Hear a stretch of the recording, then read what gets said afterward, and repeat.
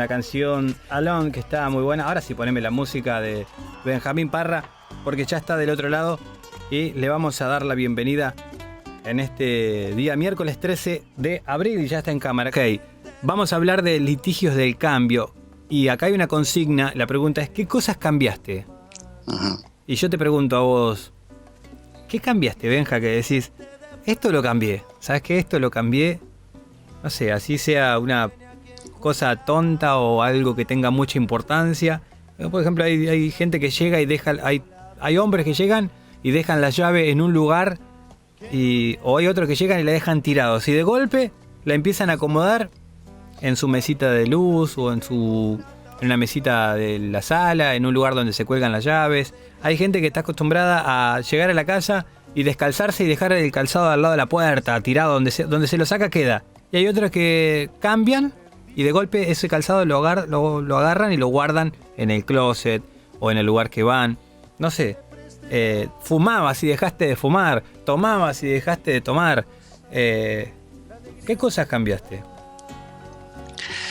Bueno, en realidad uno puede responder sobre eso en un nivel bastante amplio, digamos, de posibilidades. Por ejemplo, podría decir que una cosa que incorporé progresivamente en mi vida es no comer en la noche. Es decir, en la noche tomo un yogur o me como una banana o algo así, pero ya no ceno, digamos, porque he querido mantener un peso estable para cuidarme, digamos. Eso es un cambio importante porque lo incorporé y es consistente, digamos. No es que unos días sí y otros días no, porque para que un cambio sea un cambio es algo que tiene que mostrar una conducta distinta en el tiempo. Uh-huh. O sea, no saco nada con decir, no, yo no como en la noche y a la próxima semana ya estoy con la misma historia. Entonces me refiero a cuestiones como esa. Pero he cambiado en otras cosas mucho más, a lo mejor más profundas, por ejemplo, respecto de la idea de vivir solo y no iniciar segundas experiencias o tener una vida compartida con alguien. Yo creo que eso es un cambio porque cada vez más me doy cuenta que es lo que quiero, ¿no? Que quiero estar solo, que me siento bien así, que puedo compartir muchas cosas con mucha gente, tener amigos, pero yo creo que un cambio importante es el elegir estar solo, por ejemplo, en ese aspecto en cuanto a la vida de pareja y todo ese tipo de cosas.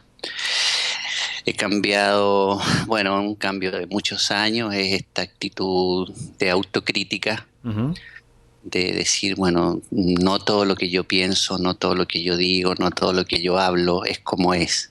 Es decir, creo que tengo como nunca antes una disposición anímica, una disposición de la mente a cuestionarme, a preguntar, a escuchar si a lo mejor otras personas es posible que tengan razón y yo no. Incluso a revisar mis propias afirmaciones. Por ejemplo, estaba pensando esta mañana que cuando miré el video que me enviaste, hago un par de afirmaciones que en realidad como uno las dice en el momento que es lo primero que encuentras, la frase que encuentras para argumentar algo, pero después me doy cuenta que no son cosas que yo diría, digamos. En fin, y otras más que tienen que ver con mi visión de lo que es la iglesia y todo ese tipo de cosas. Así que ha habido cambios. Y lo que no ha cambiado nunca es que dejo la llave, ahora había dejado el teléfono y la billetera en el auto Uh-huh. de mi amiga, digamos, y no se me había olvidado que estaban ahí y me lo trajo al escritorio.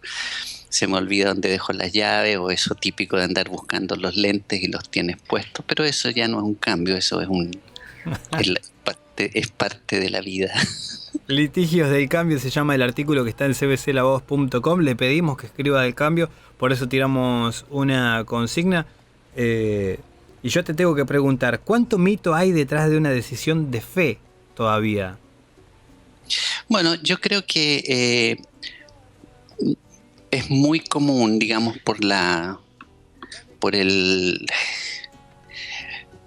por el impacto emocional que tiene la experiencia de la conversión, digamos, o como quiera uno llamarle, que era eso lo que yo te decía el otro día, que no me gustó la frase que usé, la famosa crisis de fe salvadora, porque es un concepto que escuché una vez cuando estaba en la universidad cristiana y que se refería precisamente a esto, al acto de la conversión, pero no es una frase muy feliz. Pero bueno, digamos que una de las cuestiones que la gente asocia a la emoción de la conversión es que dejó, como tú habías mencionado, dejó un vicio, dejó un hábito, dejó la violencia, y lo cuentan, digamos, como un argumento que respalda su conversión. Es que mira, yo antes no podía dejar de fumar y de un momento a otro el Señor me quitó el vicio, y eso, como yo puse en el artículo, es un poquito aventurado eso, porque conozco mucha gente que ha hecho ese tipo de dejar un hábito muy fuerte y que lo dejó simplemente por un acto de la voluntad y permanecieron definitivamente en eso y no tuvieron ninguna crisis de fe salvadora.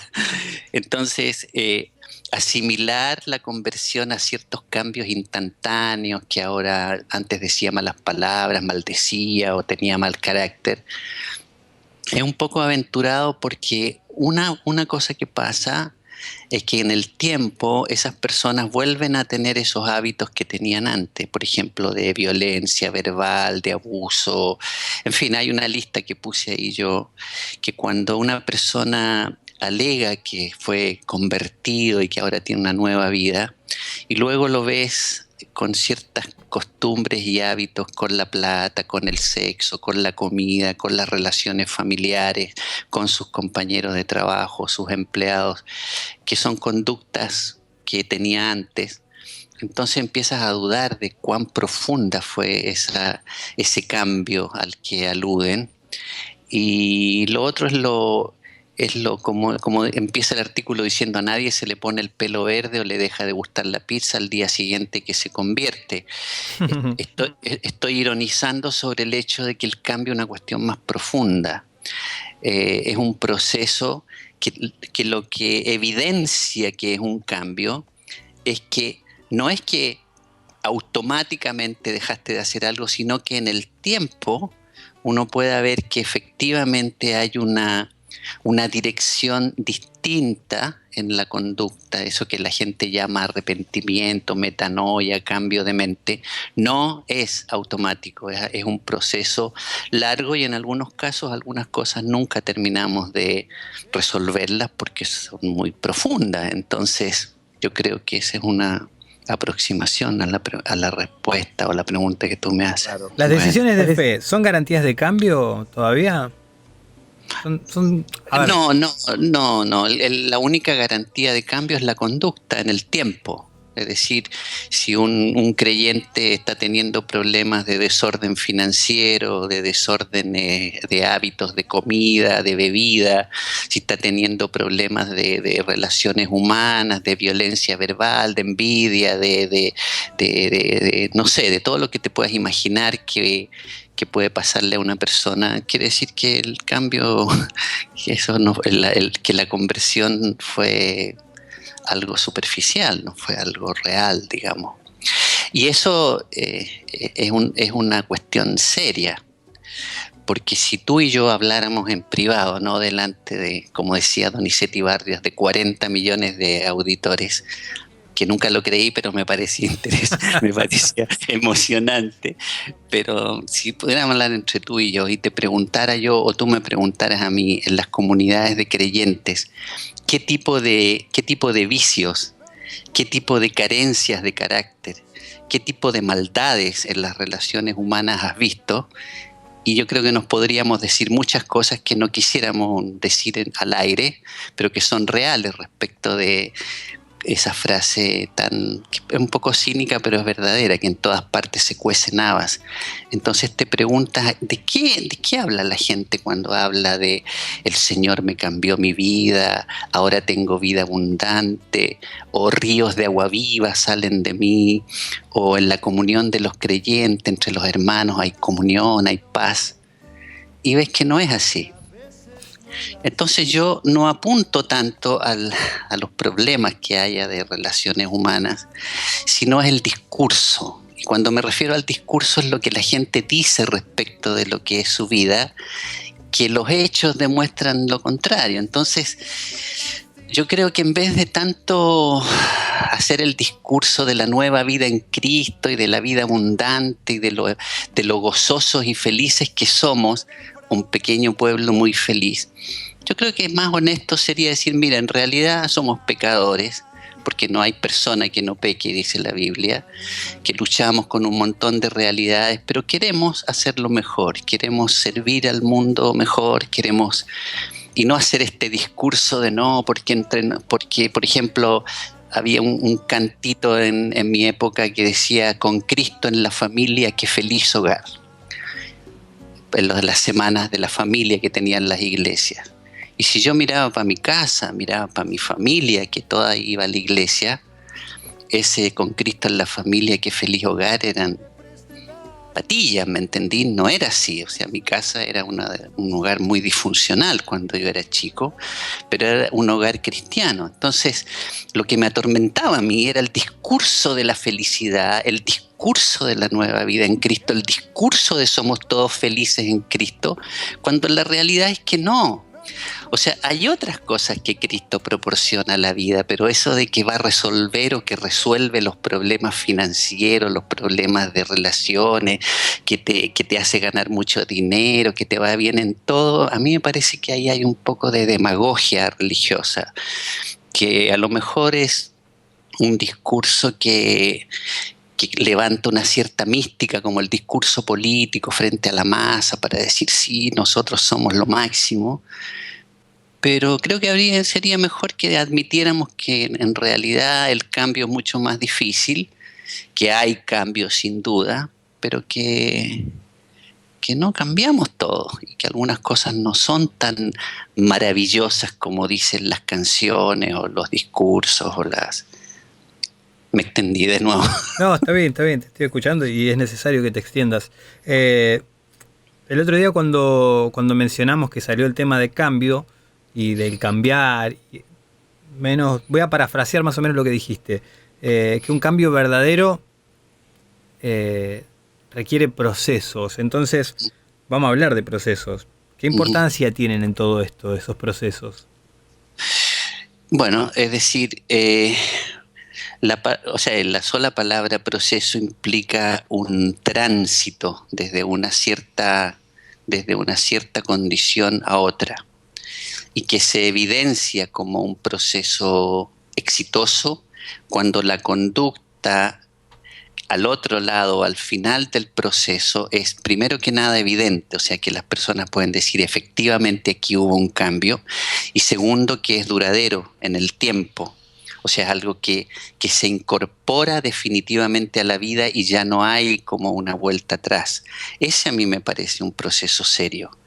Pero, por ejemplo, que una persona diga, no, mira, cuando estaba con el primer amor no mentía, no decía esto y ahora vuelve a tener esas conductas. Para mí nunca hubo un proceso de cambio real, fue el spur del momento, como se diría, fue la explosión emocional de lo que encontró en esta comunidad de creyentes, una experiencia a lo mejor muy emotiva, pero un proceso es algo que requiere disciplina, que requiere persistencia, que requiere humildad en el sentido de pedir a otros o sea, estar disponible para que otros o sea, rendir cuenta, que otros estés disponible para que otros te digan, oye, no estás cambiando como tú dices, y estar dispuesto a admitir que uno no está haciéndolo bien y que necesita más energía en eso. No sé, la gente le llama procesos de santificación. En realidad todo eso son palabras que describen lo que yo te estoy describiendo en palabras no escriturales, pero son lo mismo, ¿me entendí? O sea, es un proceso. Ahora, hay cosas que ocurren posiblemente de una manera automática o mágica o sobrenatural, pero eso no es lo común. Lo común es que la vida es un proceso continuo de transformación. A eso me refiero. Una última pregunta, Benja, te voy a hacer y ya te voy a dejar tranquilo. Pero es más que todo para que te explayes en esta palabra. Cuando hablas de procesos, decís que este tipo de cambios requieren diligencia, disciplina, humildad, creo que dijiste consistencia recién, y honestidad. Honestidad.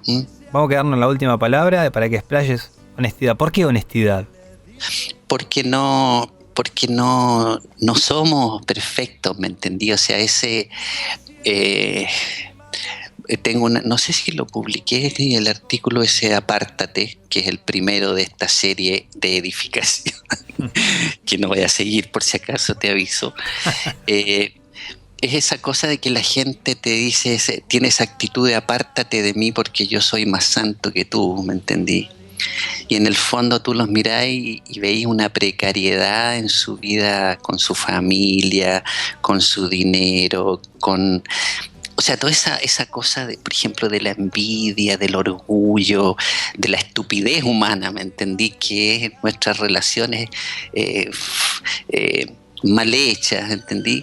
Pero esa misma persona te habla de su nueva vida en Cristo, que yo soy nueva criatura, que yo soy hija del Rey, que yo soy hijo del Rey.